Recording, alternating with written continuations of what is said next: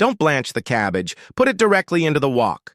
No wonder it doesn't taste as good as the ones in restaurants. First, prepare 50 cents per 500 grams of fresh cabbage. Cut it in half from the middle, then slice it into thin strips. Grab the cabbage with your hands and put it in a glass bowl.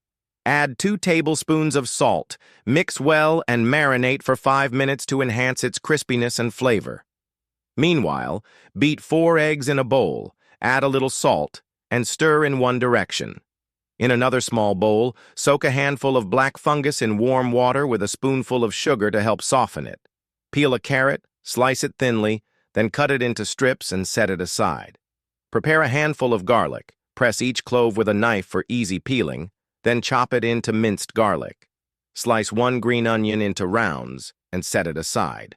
After 5 minutes, rinse the cabbage thoroughly to remove excess salt, then drain it in a colander.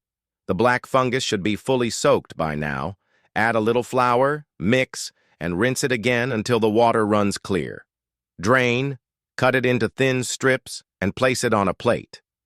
Take the sweet potato vermicelli that was soaked in advance, mix it with a little dark soy sauce and a spoonful of cooking oil, stir well, and set aside.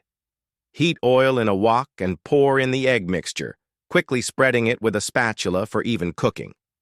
Fry until the eggs form a solid piece, then stir-fry briefly and set aside. Leave a little oil in the wok, add a large piece of lard, and stir-fry until it melts. Then add spring onions and garlic. The more garlic, the better. Now, add carrots, cabbage, and black fungus. Stir-fry on high heat for 2 minutes to keep the cabbage from releasing excess water while maintaining its vibrant green color. Next, add the fried eggs back into the wok and season with salt, chicken essence, light soy sauce, oyster sauce, and pepper powder. Stir-fry for 1 minute to allow the flavors to blend. After that, the dish is ready to serve. Even though this is a vegetarian dish, I think it's more fragrant than meat.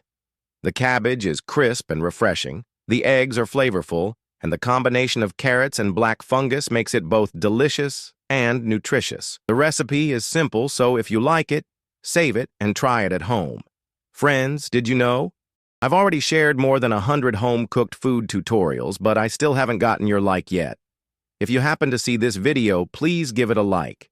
Thank you very much.